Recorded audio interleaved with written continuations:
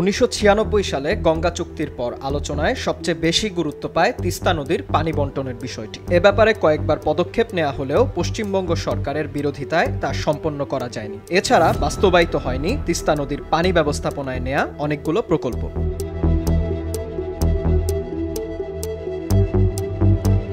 অন্যদিকে তিস্তার সঙ্গে আলোচনায় থাকা আরও 6টি নদীর পানি বণ্টনে একটি কাঠামো চুক্তি কিভাবে করা যায় তা নিয়ে 2021 সালে একটি ভার্চুয়াল বৈঠক করে ভারত বাংলাদেশ যৌথ নদী কমিশন। এই নদীগুলো হচ্ছে মনু, মুহুরী, খোয়াই, গোমতী, ধরলা ও দুধকুমার। এই 6টি নদী ভারতের পশ্চিমবঙ্গ, আসাম ও ত্রিপুরা রাজ্য থেকে বাংলাদেশে প্রবেশ করেছে। এছাড়া এই আলোচনায় গুরুত্ব পেয়েছিল তিস্তা ও ফেনী নদীর বিষয়টিও।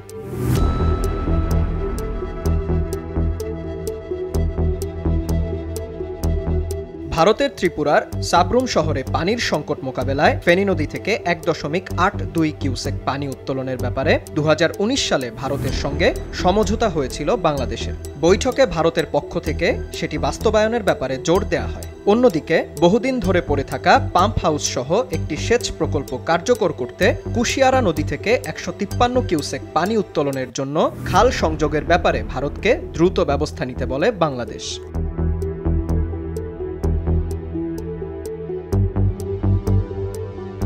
তবে এত দ্বিপাক্ষিক আলোচনার পরেও অভিন্ন নদীগুলোর পানি বণ্টন নিয়ে কেন মীমাংসায় আসা যাচ্ছে না তা নিয়ে বিভিন্ন মত দিয়েছেন বিশেষজ্ঞরা। অনেকেই বলছেন চুক্তির ক্ষেত্রে ভারতের রাজ্য সরকারের স্বার্থ এবং সম্মতির বিষয়টিও গুরুত্বপূর্ণ, কেননা এর আগেও রাজ্য সরকারের আপত্তিতে তিস্তা চুক্তি ব্যর্থ হয়েছিল। এছাড়া পানি বণ্টনের ক্ষেত্রে দেশটির কেন্দ্রীয় রাজনীতিরও প্রভাব রয়েছে। তবে রাজনৈতিক উচ্চ পর্যায়ে যে ধরনের সংলাপের প্রয়োজন তা যথাসময়ে না করায় এবং আলোচনায় সকল পক্ষের অংশগ্রহণ না থাকায় পানি বণ্টন সংক্রান্ত ছোটখাটো বিষয়েও সিদ্ধান্ত বাস্তবায়নে দীর্ঘসূত্রিতা লক্ষ্য করা যায় বলে দাবি করেন তারা।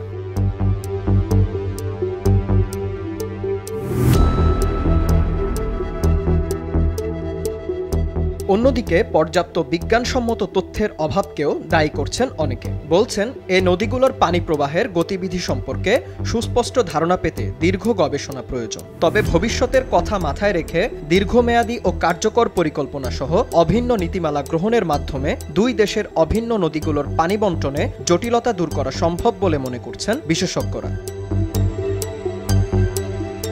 বিন ইয়ামিন, RTV।